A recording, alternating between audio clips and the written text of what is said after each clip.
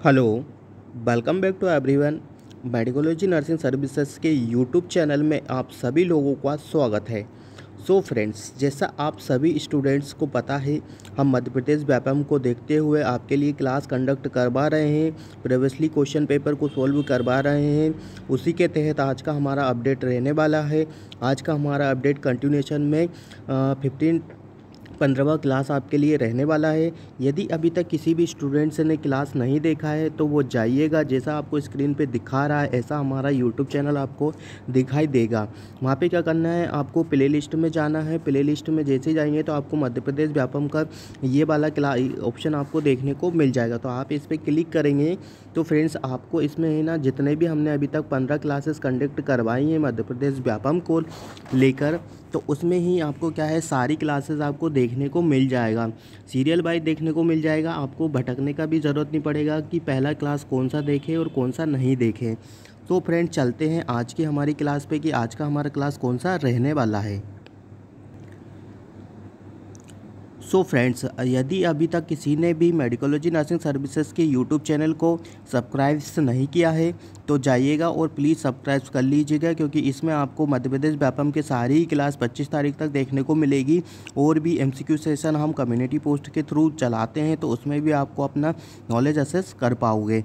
तो अपने friend circle को सबको को ज़रूर बता दीजिएगा कि मेडिकोलॉजी नर्सिंग सर्विसेज चैनल को सब्सक्राइब करना है।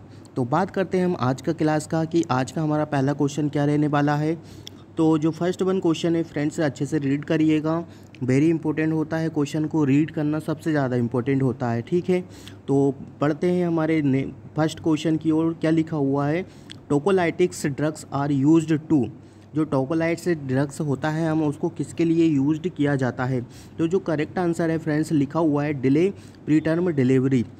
हमें क्या करते हैं, टोकोलाइट्स जो ड्रग्स होती है उसको क्या करती है, अपनी जो प्रीटर्म में डिलीवरी होती है उसको क्या करती है, डिले करती है। कभी कभी आपने सुन के रखा होगा कि जैसे ही कभी कंडीशन होता है कि प्रीटर्म में डिलीवरी होने वाला होता है तो उसको कुछ हफ्ते 1 वीक या 2 वीक्स के लिए हम क्या करते हैं, डिले कर देते हैं। ज़्यादा वीक के लिए नहीं कर सकते हैं, ओनली 1 वीक या 2 वीक के लिए हम डिले कर दे सकते हैं। जिससे क्या होता है कि जो बच्चा प्रीटर्म में होने वाला होता है वो टर्म कंडीशन के साथ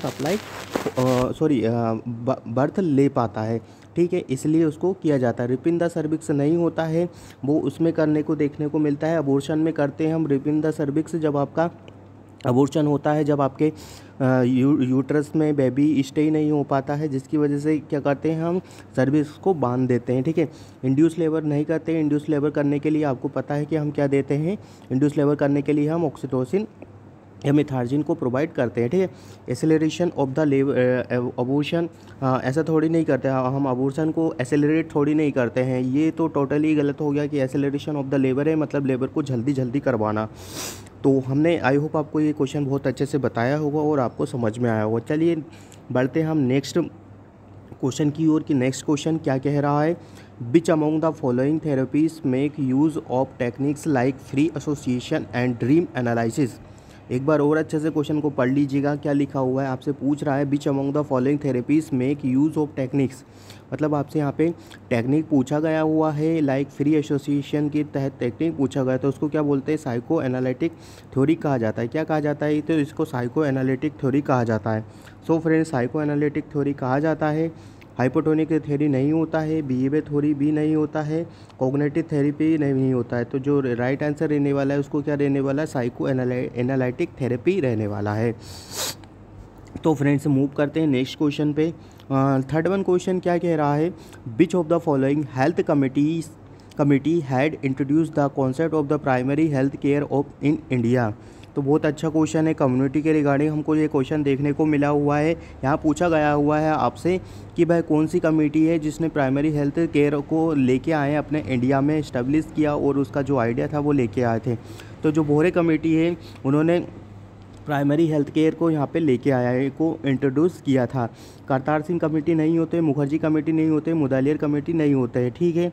बट एक चीज़ मैं इसमें आपको और अच्छे से बता देता हूँ, ज़रूरी नहीं है कि हमें भोरे कमेटी ही पढ़ के जाना है। एग्ज़ाम के पॉइंट ऑफ व्यू से मैं देखूँ तो आपको जितना भी कम्युनिटीज़ है, भोरे कमेटी, करतार सिंह कमेटी, चड्डा कमेटीज़, जितना भी कम्युनिटीज़ है उनके सन, ईयर्स और उन्होंने पर्टिकुलर क्या क्या इन्वेशन किया हुआ है वो अच्छे से रीड करके जाना है। अपकमिंग एग्ज़ाम में आपके लिए काफ़ी हेल्पफुल रहने वाला है वो। ऐसे ही क्वेश्चन देखने को मिल सकते हैं। मूव ऑन करते हैं हम नेक्स्ट क्वेश्चन पे कि नेक्स्ट क्वेश्चन क्या कह रहा है।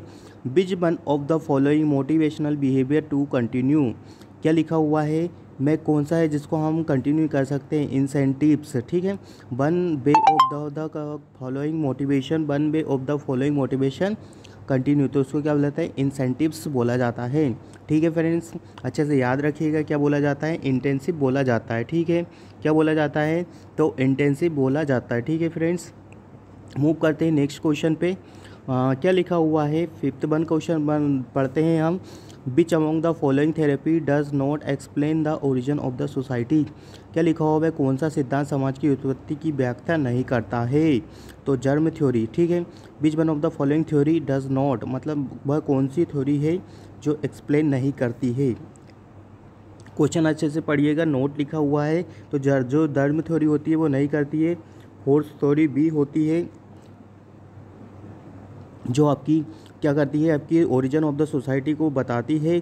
डिवाइन ओरिजिन थ्योरी भी होती है, वो भी आपकी सोसाइटी को बताती है। और इवोल्यूशन थ्योरी होती है, वो भी आपकी सोसाइटी को बताती है। बट यहाँ पे जो जर्म थ्योरी है वो आपकी सोसाइटी को नहीं बताता है, ठीक है फ्रेंड्स। मूव करते हैं नेक्स्ट क्वेश्चन पे। क्या लिखा हुआ है, a chemotherapeutic agent that inhibits the growth of micro organism is called, पूछा गया है कीमोथेरेपी का वह कौन सा एजेंट है जो कि ग्रोथ को रोकने में मदद करता है। तो एंटीबायोटिक होता है जो कि क्या करता है, आपके माइक्रो ऑर्गेनिज्म की ग्रोथ को रोकता है, ठीक है। इम्यूनोग्लोबिन नहीं होता है, वैक्सीन नहीं होता है, डिसइंफेक्टेंट नहीं होता, वैक्सीन नहीं होता। वैक्सीन हमें इम्यूनिटी प्रोवाइड करता है, किसी भी डिसीज़ कंडीशन से लड़ने की क्षमता होती है। इम्यूनोग्लोबिन नहीं होता है, डिसइंफेक्ट होता है जो कि हम यूज़ करते हैं हॉस्पिटल में, खासकर यूज़ किया जाता है, ठीक है।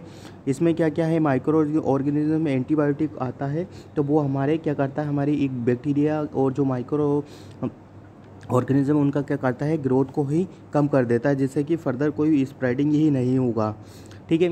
7th नंबर का क्वेश्चन क्या कह रहा है, the process of the choosing the right candidates for the job is refers to the, क्या कह रहा है, मैनेजमेंट के रिगार्डिंग क्वेश्चन है, अच्छे से रीड करिएगा। The process of the choosing the right candidate for the job is refers as, तो क्या लिखा हुआ है, सिलेक्शन। जो राइट वन आंसर फ्रेंड्स इसका क्या रहने वाला है, तो इसका राइट आंसर सिलेक्शन आपको देखने को मिलेगा। प्रोमोशन नहीं होता है, रिक्रूटमेंट होता है कि किसी भी वैकेंट पोस्ट को रिक्रूटमेंट का आपको अच्छे से पढ़ के जाना है, जॉब रिलेटेड है। तो वैकेंट जितना भी पोस्ट रहता है उनको क्या करना होता है, फिल करना होता है, ठीक है। क्या करना होता है, फिल करना होता है। और ट्रेनिंग क्या होता है फ्रेंड्स, जो ट्रेनिंग होता है हम पर्टिकुलर किसी भी चीज़ को ट्रेनिंग देते हैं, लर्निंग करवाते हैं, और जो भी उस ऑर्गेनाइजेशन से रिलेटेड या अपने वर्क से रिलेटेड जो उसमें आपको चीज़ें देखने को मिलती है वो सारी चीज़ें हम एक ट्रेनिंग के दौरान पे करवाते हैं। तो इसमें प्रमोशन नहीं होता, जो सिलेक्शन इसका राइट आंसर आपको देखने को मिलेगा। ओके फ्रेंड्स, मूव करते हैं हम नेक्स्ट वन क्वेश्चन पे। क्या कह रहा है, 8 नंबर का क्वेश्चन हमारा, a style of leadership take into account their views opinion and ideas is called as, क्या कहा जाता है, तो इसको बोला जाता है डेमोक्रेटिक, ठीक है फ्रेंड्स। इसको क्या कहा जाता है, तो इसको कहा जाता है डेमोक्रेटिक, इसको कहा जाता है। ओके, मूव करते हैं हम नेक्स्ट क्वेश्चन पे। 9th नंबर का क्वेश्चन क्या कह रहा है, the founder of the rational behaviour emotive therapy is, तो यहाँ से आपसे फाउंडर पूछा गया है कि इरेशनल जो वो उसकी बिहेवियर थ्योरी के फाउंडर आपको कौन से देखने को मिलते हैं, तो एडवर्ड एलिस, इसकी जो राइट आंसर है वो हमको देखने को मिलेगा। क्या देखने को मिलेगा, अल्बर्ट एलिस आपका राइट आंसर देखने को पेपाउ नहीं होता है, B.F. स्किनर नहीं होता है, सिगमंड फ्रॉइड तो आपको पता ही है कि क्या होता है, साइको एनालिटिक थ्योरी और साइकोसेक्सुअल थ्योरी के फादर इसको कहा जाता है, ठीक है। अच्छे से याद रखना है, सिगमंड फ्रॉइड पे आपको बहुत इंपॉर्टेंट क्वेश्चन बनते हैं, ठीक है। ये अच्छे से रीड करके जाइएगा, आने वाले अपकमिंग एग्ज़ाम के लिए आपके लिए बहुत ज़्यादा इसमें से क्वेश्चन देखने को मिल सकता है सिगमंड फ्रॉइड के रिगार्डिंग, ठीक है फ्रेंड्स। मूव करते हैं हमारे 10वें नंबर के क्वेश्चन पे। Which among the following nutrients promote the absorption of iron. तो वह कौन सा, क्या लिखा हुआ है कि which among the following nutrients promote the absorption of iron. तो जो इसका राइट आंसर रहने वाला है फ्रेंड्स वो क्या रहने वाला है, जो हमारे आयरन को अब्जॉर्ब करवाने में हेल्प करता है वो क्या है, विटामिन सी। ठीक है फ्रेंड्स, विटामिन सी होता है जिसकी वजह से क्या होता है कि हमारे आयरन को अच्छे से अब्जॉर्ब हो जाता है। विटामिन सी और किस किस में आपको हेल्प कर पाता है, तो विटामिन सी आपके लिए काफ़ी ही हेल्पफुल रहने वाला है, तो इसको अच्छे से रीड करके जाइएगा। कॉपर नहीं होता है फ्रेंड्स, जिंक नहीं होता है, मैग्नीशियम भी नहीं होता है। जो राइट आंसर आपका देखने को मिलेगा कॉपर सी देखने को मिलेगा। हम मूव करते हैं नेक्स्ट क्वेश्चन पे। ऑन बिस scalar scale for border line retarded people have IQ in the range of. तो यहाँ पे आपसे बहुत अच्छा क्वेश्चन पूछा गया है कि यहाँ पे आपका IQ लेवल पूछा गया है कि एक बॉर्डर लाइन पर्सन है उसका IQ लेवल कितना देखने को मिलेगा। तो जो एक बॉर्डर लाइन IQ लेवल है वो आपको 70 से लेके तो 79 आपको देखने को मिलता है। कितना देखने को मिलता है, 70 से लेके तो 79 देखने को मिलेगा। फिर 60 से 69 आपको क्या देखने को मिलेगा, माइल्ड, मॉडरेट और फिर सीवियर देखने को मिल जाता है। तो यहाँ पे आपके 2 क्वेश्चन कंप्लीट हुए हैं कि कभी कभी क्वेश्चन में क्या होता है कि कभी कभी क्वेश्चन में पूछ लिया जाता है कि IQ लेवल क्या का जो दिया है, स्केल दिया वो किसने दिया, तो आप बिस्केलर स्केल बोल सकते हो कि कौन सा स्केल बोला जाता है, तो उसको बिस्केलर स्केल बोला जाता है। तो यहाँ से भी आपको एक क्वेश्चन अच्छे से लर्न करने को मिल गया होगा कि बिस स्केलर क्या होता है और IQ लेवल की बॉर्डर लाइन क्या होता है। तो IQ लेवल का बॉर्डर लाइन 70 से लेकर तो 79 होता है। ठीक है फ्रेंड्स, मूव करते हैं नेक्स्ट क्वेश्चन पे। 12th नंबर का जो क्वेश्चन है, leukaemia is also known as. तो हम लुकीमिया किसको बोला जाता है, तो जो लुकीमिया होता है हम उसको क्या बोला जाता है, तो उसको हम बोलते हैं ब्लड कैंसर। ठीक है फ्रेंड्स, लंग कैंसर किसको बोला जाता है, यदि लंग्स में कुछ कैंसर वगैरह हुआ है, एक्स्ट्रा ओवर ग्रोथ हुआ है सेल्स टिश्यू का, तो उसको कैंसर कहा जाता है। स्किन कैंसर है, यदि स्किन में आपको कुछ प्रॉब्लम फाइंड आउट हो रहा है तो स्किन रिलेटेड कैंसर देखने को मिलेगा। यदि रीनल है तो रीनल के जितने भी ऑर्गन्स आते हैं, किडनी, नेफ्रॉन, यूरेटर्स, तो इनमें यदि आपको कैंसर देखने को मिलता है तो वो आपको किडनी से रिगार्डिंग आपको कैंसर देखने को मिलेगा। ओके फ्रेंड्स, मूव करते हैं नेक्स्ट क्वेश्चन पे कि नेक्स्ट क्वेश्चन क्या कह रहा है हमारा। A patient present with the waxy flexibility negativism and the rigidity the diagnosis. तो कैटाटोनिक सीजोफेनिया होता है। A present with the waxy flexibility negativism and the rigidity, मतलब एक ऐसा इंसान है कि जो बेक्सी फ्लेक्सिबिलिटी रखता है, नेगेटिज्म एंड द रिजिडिटी, बिल्कुल ऐसे सिंपल एक पोज में खड़ा हुआ है। उसका जो राइट आंसर है वो क्या रहने वाला है, तो कैटाटोनिक सीजोफ्रेनिया इसका राइट आंसर देखने को मिलता है। क्या देखने को मिलता है, कैटाटोनिक सीजोफ्रेनिया इसका राइट आंसर देखने को मिलेगा। हेवीफ्रेनिक सीजोफ्रेनिया नहीं है फ्रेंड्स, इसका आंसर सिंपल भी नहीं है और पैरानोइड भी नहीं है। ठीक है, जो राइट आंसर है वो क्या देखने को मिलेगा, आपको सीजोफ्रेनिया देखने को मिलेगा। और which type of the schizophrenia देखने को मिलेगा, कैटाटोनिक सीजोफ्रेनिया, क्योंकि इसमें बेक्सी फ्लेक्सिबिलिटी और रिजिडिटी हो रहा है, इसलिए कैटाटोनिक सीजोफ्रेनिया आपको देखने को मिलता है। ठीक है फ्रेंड्स, मूव करते हैं नेक्स्ट क्वेश्चन पे। बिफोर नेक्स्ट क्वेश्चन पे जाने से पहले बता दूं, सीजोफ्रेनिया बहुत ही इंपॉर्टेंट है। अपने के कोई से भी एग्ज़ाम्स को लेके देखें हम तो सीजोफ्रेनिया से एक या एक ना एक क्वेश्चन आपको 101% आपको देखने को मिलता है। तो आई होप आप क्या करेंगे, आप जब भी एग्ज़ाम देने जा रहे हैं तो सीजोफ्रेनिया को अच्छे से रीड आउट करके जाइएगा। ओके फ्रेंड्स, मूव करते हैं हम 14वें नंबर के क्वेश्चन पे। क्या बोल रहा है क्वेश्चन, हाँ, acute condition which result from withdraw of the alcohol. तो अक्यूट कंडीशन है, यदि हम विड्रॉ कर रहे हैं एल्कोहल को, मतलब एल्कोहल छुड़वाने के लिए, तो जो उसका साइन एंड सिम्टम्स पेशेंट को दिखता है वो क्या दिखेगा। जो उसका साइन एंड सिम्टम्स है फ्रेंड्स, डिलेरियम ट्रिमर्स देखने को मिलेगा। ठीक है फ्रेंड, क्या देखने को मिलेगा हमको, उसका जो राइट आंसर है वो क्या रहेगा, डिलेरियम ट्रिमर्स इसका राइट आंसर है। टिक नहीं होता है फ्रेंड्स, डायग्नोस्टिक ट्रीटमेंट्स नहीं होता है, पिल्स रोलिंग नहीं होता है। जो हमको राइट आंसर देखने को मिलता है acute condition which result from the withdraw of the, तो क्या देखने को मिलेगा हमको, डिलेरियम इसका राइट आंसर आपको देखने को मिलेगा। बात करें हम नेक्स्ट क्वेश्चन का, नेक्स्ट क्वेश्चन क्या है, estrogen administration in a menopausal women increases the. पढ़िएगा क्वेश्चन, आपसे कंडीशन किसका पूछा है, मेनोपॉजल वुमेन का पूछा हुआ है। तो क्या पूछा है, estrogen administration in menopausal women increases the, यदि हम किसी भी मेनोफेशियल वुमेन को हम क्या कर रहे हैं, एस्ट्रोजन एडमिनिस्ट्रेशन कर रहे हैं, तो वो क्या बॉडी में क्या कंडीशन और किसके लिए यूज़ कर रहे हैं, तो बोन मास के लिए कर रहे हैं। ठीक है, राइट आंसर क्या रहने वाला है, बोन मास के लिए राइट आंसर लेना। गोनाडोट्रोपिन सिक्रेशन नहीं करते हैं, एलडीएल को थोड़ी नहीं बढ़ाएंगे, मसल्स मास को नहीं बढ़ाएंगे। जो बोन मास होता है आपका, आपने देखा होगा कि जब भी कंडीशन होता है, जैसे ओल्ड एज पर्सन हो जाते हैं, तो उनका क्या होता है कि बोन मास क्या होता है, डिक्रीज होने लग जाता है, तो उसी के लिए हम एस्ट्रोजन का यूज़ करते हैं। ठीक है फ्रेंड्स, मूव ऑन करते हैं नेक्स्ट क्वेश्चन पे।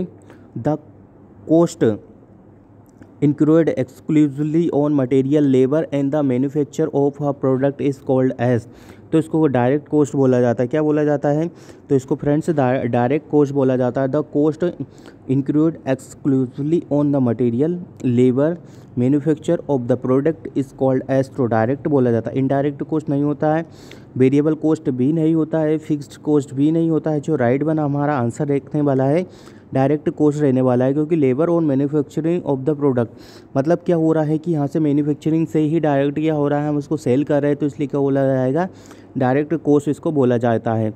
ठीक है फ्रेंड्स, मूव ऑन करते हैं हम नेक्स्ट क्वेश्चन पे। One of the nursing responsibilities to manage a patient in a negative pressure room would be, क्या पूछा है, one of the nursing responsibilities to manage a patient, वह नर्सिंग क्या कौन सा रिस्पॉन्सिबिलिटी है जिसमें वो एक पेशेंट को नेगेटिव प्रेशर रूम में कर असेस करती है, उसकी क्या जिम्मेदारी होगी। ठीक है, keep the door shut always, क्या करेंगे हम, यदि देखो फ्रेंड्स ऐसा है, आपको नेगेटिव प्रेशर को इन्वायरमेंट को मेंटेन करना है, तो आपको क्या करना है कि आपको ऑलवेज क्या करना है कि जो भी उस रूम के डोर्स विंडोज़ सब कुछ क्या करना है, क्लोज़ करके रखना है। ठीक है, ताकि क्या होता है, क्लोज़ करके रखेंगे तो ताकि अंदर का एयर बाहर ना जाए और बाहर का एयर अंदर ना आए। ठीक है, तो इसलिए उनको करते हैं। ठीक है, बात करें हम नेक्स्ट क्वेश्चन का, क्या लिखा हुआ है, द नर्स यूज़, क्या लिखा हुआ है फ्रेंड्स, पढ़िएगा। The nurse uses Leopold maneuver to assess the following during an antenatal examination, तो इसको क्या बोला जाता है, लिपोइड जो मैन्यूवर होते हैं हमारे। अब फ्रेंड्स मैं इसमें बात करूँ आपसे कि मैन्यूवर कौन कौन से होते हैं, तो बताता हूँ मैं पहले। जो इसका राइट आंसर कहने वाला है, फीटल प्रेजेंटेशन को हम असेस करते हैं। लिपोइड जो मैन्यूवर होते हैं, इसमें फीटल प्रेजेंटेशन को क्या करते हैं, हम असेस करते हैं। ठीक है, फीटल हार्ट बीट को नहीं करते हैं, फीटल एज को नहीं करते, फीटल अबनॉर्मलिटी को नहीं करते। जो राइट आंसर लिखने वाला है, क्या लेने वाला है, लिपोइड मैन्यूवर होते हैं। आपने पढ़ के रखा होगा कि कितने होते हैं, 4 इसमें आपको मैन्यूवर देखने को मिलते हैं। बहुत ही इंपॉर्टेंट क्वेश्चन ये बनता है एग्जाम के पॉइंट ऑफ व्यू से। यदि हम बात करें तो इसमें 4 टाइप के आपको लिपोइड मैन्यूवर देखने को मिलते हैं। ठीक है, सबसे पहले जो आपको लिपोइड मैन्यूवर देखने को मिलता है, देन सेकंड देखने को मिलता है, देन थर्ड देखने को मिलता है, देन फोर्थ देखने को मिलता है। ठीक है फ्रेंड्स, ऐसे ऐसे आपको पर्टिकुलरली हर एक लिपोइड मैन्यूवर का आपको देखने को मिलता है। ठीक है, क्या देखने को मिलता है, ये ऐसे देखने को मिलता है। सबसे पहले क्या करते हैं, हम फंडल ग्रिप को चेक करते हैं। ठीक है, देन उसके बाद क्या करते हैं, सेकंड वाले में अम्बिलिकस वगैरह को चेक करते हैं, फीटल प्रेजेंटेशन को चेक करते हैं। देन थर्ड वाले में क्या करते हैं, थर्ड वाले में हम क्या करते हैं, असेस करते हैं पेशेंट का कंडीशन वगैरह, मास वगैरह, प्रेजेंटेशन क्या है क्या नहीं है, हार्ड लाइक स्ट्रक्चर है या नहीं है, ऐसे चेक करते हैं। ठीक है, और इसको पब्लिक 1 और पब्लिक 2 बोलते हैं। ठीक है, यह अच्छे से ध्यान रखें। फोर्थ वन को पेल्विक ग्रिप बोला जाता है, थर्ड वन को क्या बोला जाता है, इसको पब्लिक ग्रिप बोला जाता है, और सेकेंड को क्या बोला जाता है, और फर्स्ट को क्या बोला जाता है, तो ये फ्रंटल ग्रिप बोला जाता है, सेकंड को पब्लिक ग्रिप बोला जाता है। तो ये अच्छे से आपको अच्छे से रीड करके जाना है कि कौन सी स्टेजेस को क्या बोला जाता है। ठीक है, तो यहाँ पे आपको अच्छे से ध्यान रखना है, और कौन सी ऐसी स्टेज होती है कि उसमें पर्टिकुलर पोजीशन पेशेंट को क्या दी जाती है, और जो एग्जामिनर होते हैं उनका क्या पोजीशन रहता है, वो अच्छे से रीड करके जाइएगा। ठीक है, कभी कभी इसमें लिपोइड मैन्यूवर के रिगार्डिंग भी आपसे क्वेश्चन पूछ लिया जाता है, कंडीशन दे दी जाती है कि फर्स्ट ग्रिप को हम क्या बोला जाता है, और फर्स्ट ग्रिप में हम क्या चेक करते हैं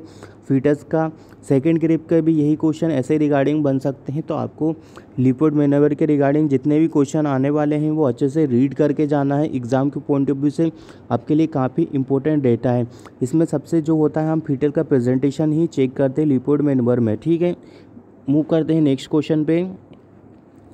नेक्स्ट क्वेश्चन क्या लिखा हुआ है, HELLP syndrome in pregnancy is characterized elevated liver enzyme test. ठीक है, जो हेल्प नाम का एक सिंड्रोम होता है उसमें क्या क्या चीज़ें देखने को मिलती है, तो इसमें आपको एलिवेटेड लीवर एंजाइम देखने को मिलता है। ठीक है फ्रेंड्स, जो इसमें ही होता है वो क्या होता है, एलिवेटेड लीवर एंजाइम। ठीक है, मूव करते हैं नेक्स्ट क्वेश्चन पे। नेक्स्ट क्वेश्चन क्या कह रहा है, 20 नंबर का जो क्वेश्चन है हमारा, the phase in the nurse and the patient first meet and the set goal is called as orientation. जब हम किसी भी पर्सन और या किसी भी पेशेंट को मिलते हैं तो सबसे पहले क्या करते हैं, हम ओरिएंट करवाते हैं एक दूसरे को। ओरिएंटेशन होता है, उसको हम ओरिएंटेशन कहा जाता है, टर्मिनेशन नहीं कहा जाता है। टर्मिनेशन तो सबसे एंडिंग प्रोसेस होता है, वर्किंग बिटवीन प्रोसेस होता है।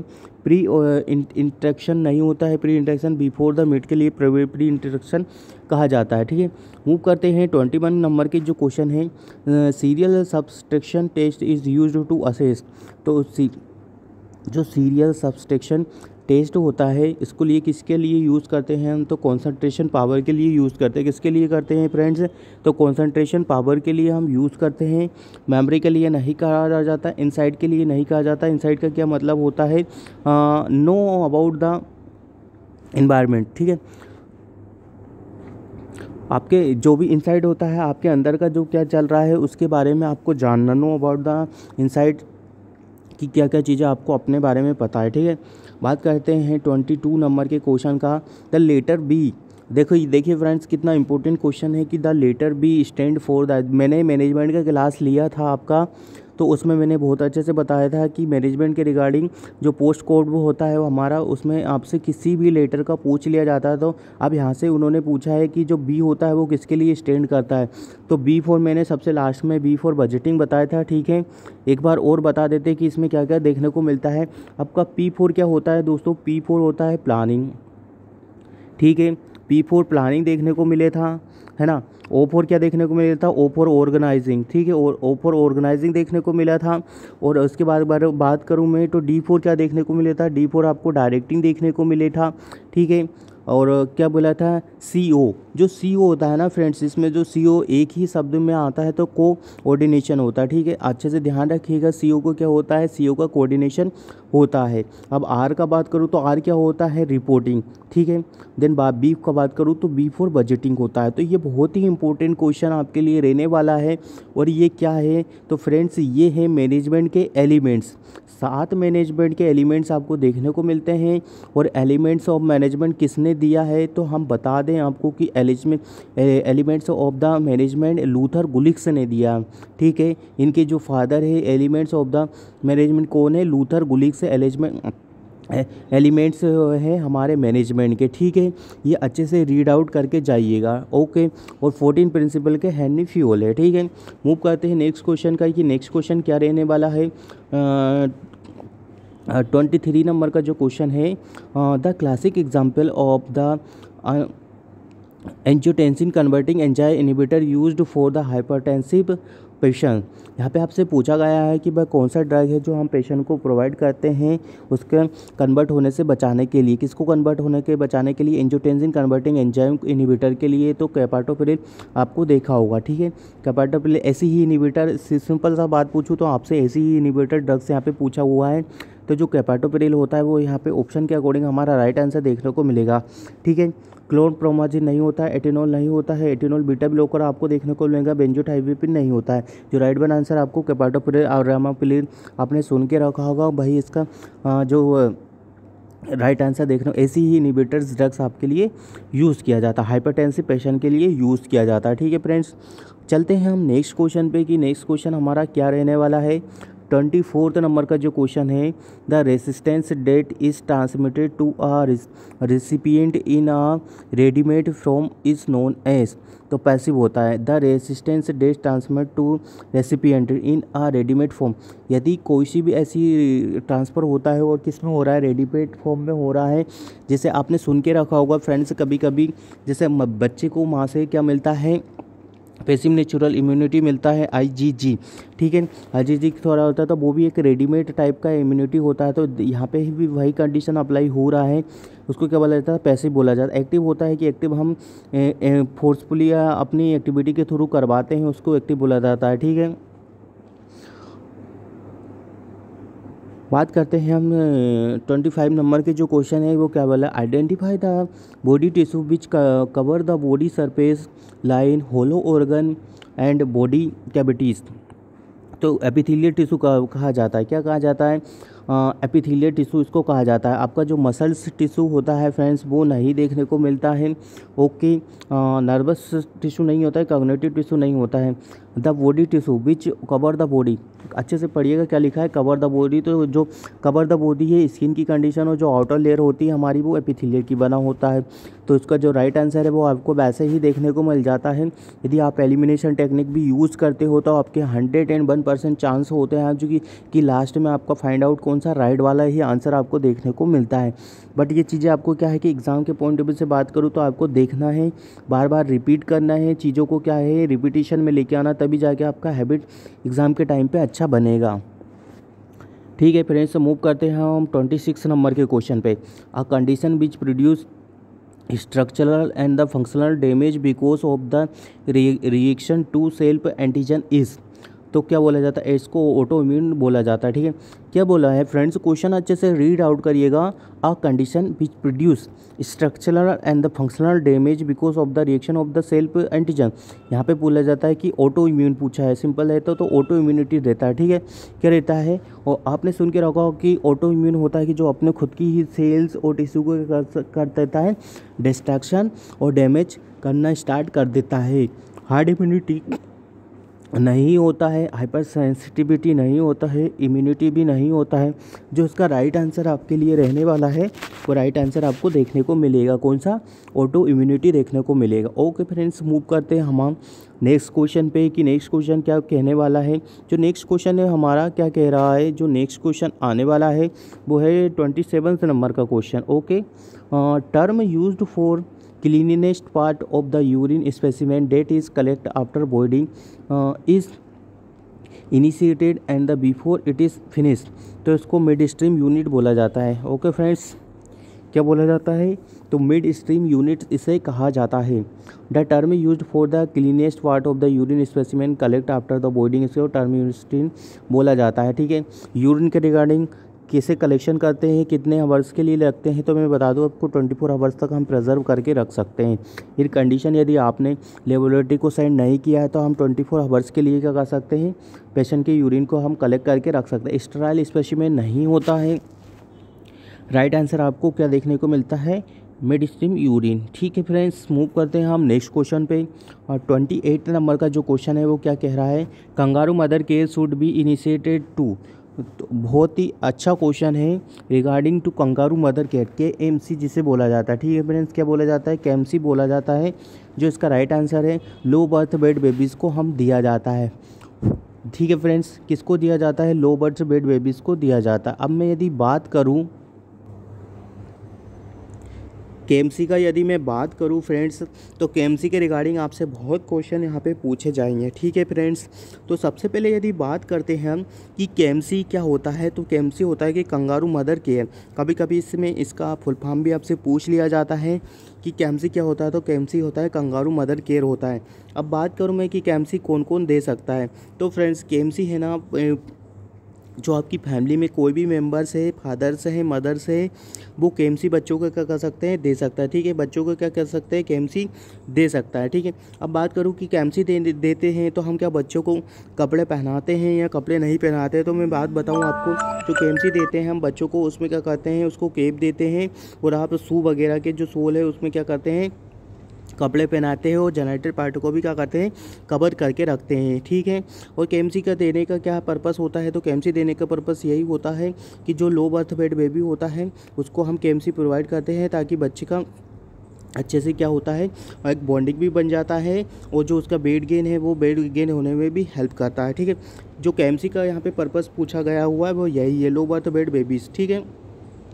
और क्या क्या बात करूँ, जो केएमसी होता है वो किसकी किसकी कंडीशन में दे दिया जाता है, तो हमको लो बर्थ वेट बेबी की कंडीशन में हम केएमसी देते हैं और ये बच्चे को काफ़ी हेल्पफुल रहता है। जैसे मैंने अभी आपको बताया कि मदर के लिए भी हेल्पफुल रहता है, बॉन्डिंग वगैरह के लिए हेल्पफुल आपको देखने को मिलता है। ठीक है, हाइपोथर्मिया से प्रिवेंट करने के की कंडीशन में भी हम केएमसी बच्चे को देते हैं। यदि बच्चे का क्या है कि बॉडी टेम्परेचर कम हो रखा है तो भी हम बच्चे को केएमसी प्रोवाइड करवाते हैं। ठीक है, मूव करते हैं नेक्स्ट क्वेश्चन पे। दोस्तों केएमसी बहुत ही इंपॉर्टेंट है, केएमसी अच्छे से पढ़ के जाइएगा और बच्चे के रिगार्डिंग जो बर्थ वेट होता है वो भी अच्छे से पढ़ के जाइएगा। जो हमारा बर्थ वेट होता है नॉर्मल इंडियन जो बेबी आपको देखने को मिलता है 2.5 से लेके तो 3.9 केजी का आपका नॉर्मल बेबी देखने को मिलता है। ठीक है फ्रेंड्स, यदि इसके रिगार्डिंग मैं बात करूं तो इसमें इसके बाद यदि 2.5 से लेस है तो वो लो बर्थ वेट बेबी की कंडीशन में आता है, तो लो बर्थ वेट बेबी की कंडीशन में आता है। देन बात करूँ मैं यदि 1500 के समथिंग है तो very low birth weight baby की कंडीशन में आता है। ठीक है, और यदि बात करूँ मैं 1000 के से लेस वेट है बेबी का तो वो कौन सी कंडीशन में आता है, तो यदि 1000 वेट कम है बेबी का तो वो एक्सट्रीम सॉरी एक्सट्रीम की कंडीशन में आपको देखने को मिलता है। तो ऐसे क्वेश्चन अच्छे से रीड करके जाइएगा कि कौन कौन से क्वेश्चन आपको देखने को मिलेंगे अपकमिंग एग्जाम में। बात करें हम 29 नंबर का जो क्वेश्चन है था, time taken by the society to adjust to technologies और the social change is referred as, तो इसको कल्चरल लेक बोला जाता है। क्या बोला जाता है, तो इसको कल्चरल लेक कहा जाता है। ठीक है, क्या बोला जाता है, तो इसको कल्चरल लेक कहा जाता है। बात करूँ मैं कल्चरल डाइवर्सिटी नहीं होता है, रिलेशन नहीं होता है, कल्चरल रिलेटिविज्म नहीं होता है। जो राइट आंसर कल्चरल रिलेटिविज्म रहने वाला है। बात करें हम तीसरे नंबर के क्वेश्चन का, क्या लिखा है, which among the following is a note, क्या लिखा है, हार्मोनल इंट्रायूटेराइन डिवाइस, तो क्या बोला जाता है, which among the following is a note, क्या लिखा हुआ है फ्रेंड्स, नोट लिखा हुआ है। एक बार अच्छे से रीड करिएगा। पैरागार्ड नहीं होता है, स्क्ले होता है, मेरिना होता है, काइलिना होता है। ठीक है, जो पैरागार्ड होता है वो नहीं होता है। तो यहाँ पे आपके और क्वेश्चन भी प्रिपेयर हो जाते हैं। यदि क्वेश्चन में नोट नहीं देके और भी कुछ ऑप्शन डाल दिए जाते हैं तो मेरिना होता है, स्काइलर होता है और काइलिना होता है। तो ये कुछ नाम आपके लिए न्यू हो सकते हैं, रिमेंबर करिएगा, आने वाले एग्ज़ाम के लिए आपके लिए हेल्पफुल होने वाला है। ठीक है फ्रेंड्स, मूव करते हैं हम नेक्स्ट क्वेश्चन पे। 31 नंबर का जो क्वेश्चन है, क्या लिखा हुआ है, द एग्जीक्यूटिव बॉडी और health planning and development at the village level is, क्या लिखा हुआ है, तो इसको ग्राम पंचायत बोला जाता है। क्या फ्रेंड्स बोला जाता है, तो इसका जो राइट आंसर है ग्राम पंचायत आपको देखने को मिलेगा। ठीक है फ्रेंड्स, क्या देखने को मिलेगा, ग्राम पंचायत। ग्राम समिति भी आपको देखने को मिलता है, जिला पंचायत भी देखने को मिलता है, ग्राम सभा भी आपको देखने को मिलता है, पंचायती राज सिस्टम के अंडर में आते हैं। सारी चीज़ें पढ़ के जाइएगा। 32 नंबर का जो क्वेश्चन है, the biological social unit composed of husband wife and the children is refers to, तो इसको फैमिली बोला जाता है। क्या बोला जाता है, फैमिली बोला जाता है। सोशल ग्रुप नहीं होता है, डेमोग्राफी नहीं होता है और कम्युनिटी नहीं होता है। कम्युनिटी आपको पता है क्या होता है, सोशल ग्रुप भी पता है कि बहुत सारे लोग सोशली होते हैं तो उसको सोशल ग्रुप बोला जाता है। डेमोग्राफी क्या हो जाता है, पॉपुलेशन का स्टडी करने का होता है, डेमोग्राफी कहा जाता है। बात करें हम 33 नंबर के जो क्वेश्चन है फ्रेंड्स, लिखा हुआ है, collaboration in providing care to a group of a patient under the direction of a professional nurse.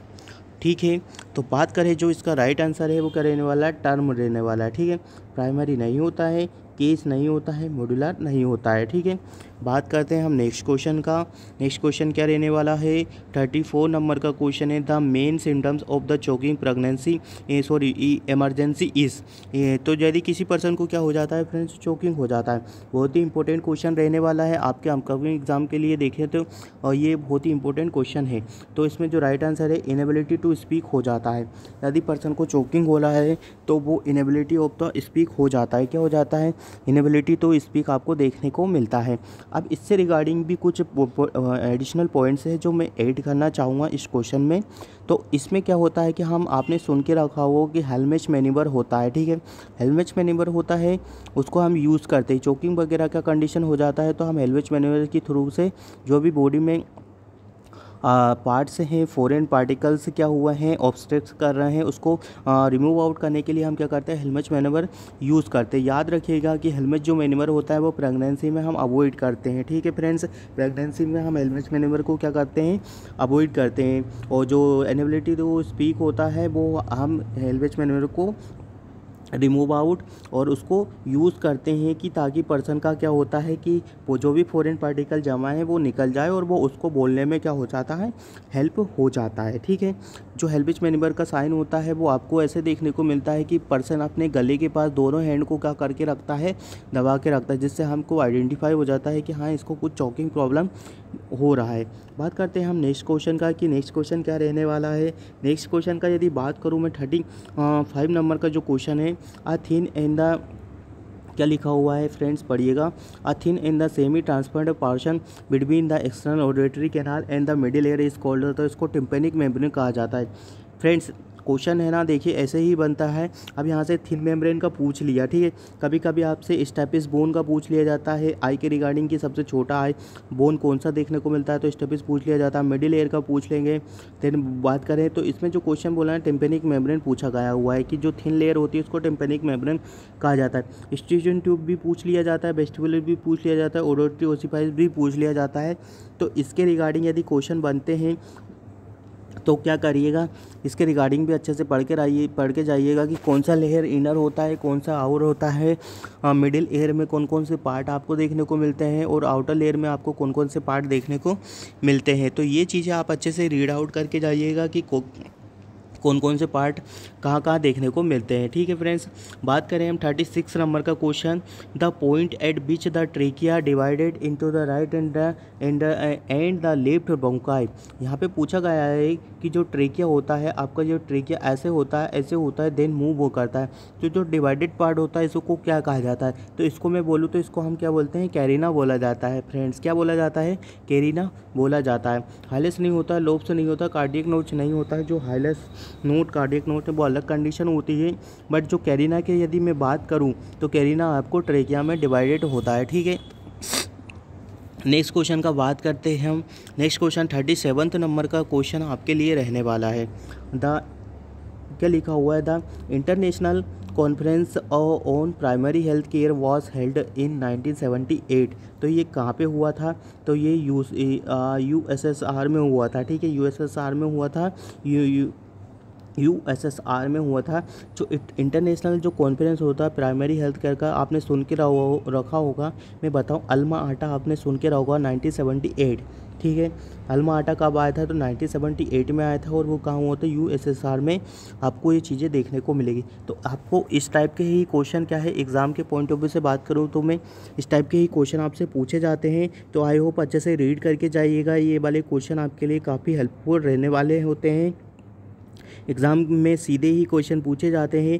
Family planning क्या होता है, कि कौन कौन सा आपको हेल्थ पॉलिसीज़ देखने को मिलेगा, प्रोग्राम के रिगार्डिंग भी कौन सा प्रोग्राम अभी वर्किंग कंडीशन में है, कौन सा नहीं है, कौन से प्रोग्राम का पर्पस क्या है और पर्टिकुलर प्रोग्राम में क्या क्या चीज़ें हम करवाते हैं, वो चीज़ें आपको अच्छे से रीड आउट करके जाना है। ठीक है फ्रेंड्स, मूव करते हैं हम नेक्स्ट क्वेश्चन पे कि नेक्स्ट क्वेश्चन क्या रहने वाला है। तो जो अब आगे का हमारा पोर्शन है क्वेश्चन का रिगार्डिंग का, वो हम आगे की नेक्स्ट क्लास होगी हम उसमें डील करेंगे। तो आई होप आज का ये हमारा क्वेश्चन सेशन आपको पसंद आया होगा। यदि फ्रेंड्स आपको क्वेश्चन सेशन पसंद आ रहे हैं तो अपने कमेंट्स, अपने रिव्यू कमेंट बॉक्स में ज़रूर लिखिएगा कि आपको किस टाइप के और भी क्वेश्चन चाहिए, या हम और भी तरह के अलग अलग टाइप के क्वेश्चन आपके लिए पुट कर सकें। और यदि आप अच्छे से हमको क्या बोलेंगे, अपने कमेंट्स और आपकी इंक्वायरी हमें कमेंट्स में बताएंगे तो हम आपके लिए और भी अच्छे से सेशन कंडक्ट करवा सकते हैं, न्यू सेशन ला सकते हैं, न्यू MCQ आपके सामने और पुट कर सकते हैं, जो कि आपके आने वाले एग्ज़ाम के लिए, मध्य प्रदेश व्यापम के लिए काफ़ी आपको बेनिफिट देखने को मिलेगा उससे। तो हम आगे का जो भी पोर्शन है हमारा क्लास का कंटिन्यूशन का एग्ज़ाम का, वो आगे के क्वेश्चन पेपर में हम डील करेंगे कि आगे का जो क्लास होगा उसमें आपको हम बताने वाले हैं। तो चलिए बात करते हैं हम आगे वाले पोर्शन का कि आगे हम क्या करने वाले हैं। तो मिलते हैं एक न्यू क्लास के साथ, जब तक आप बने रहिए मेडिकोलॉजी नर्सिंग सर्विसेज के यूट्यूब चैनल पे। और दोस्तों यूट्यूब के चैनल को, हमारे चैनल का जो लिंक है वो आपके friends group circle dearest nearest जितने भी पर्सन्स हैं आपके पास, जो भी नीडफुल इंसान हैं जिनको एग्ज़ाम देना है, उनको आप ये लिंक शेयर कर दीजिएगा और चैनल को ज़रूर सब्सक्राइब कर लीजिएगा, क्योंकि इसमें आपको वैकेंसी रिलेटेड इन्फॉर्मेशन हुआ और ऐसे क्लास कंडक्ट क्लास भी आपको देखने को मिल जाता है। तो आई होप आपको ये सारी चीज़ें समझ में आई होगी। मिलते हैं एक न्यू क्लास में न्यू अपडेट के साथ, जब तक बने रहिए मेडिकोलॉजी नर्सिंग सर्विसेज के यूट्यूब चैनल पर। जय हिंद, जय भारत।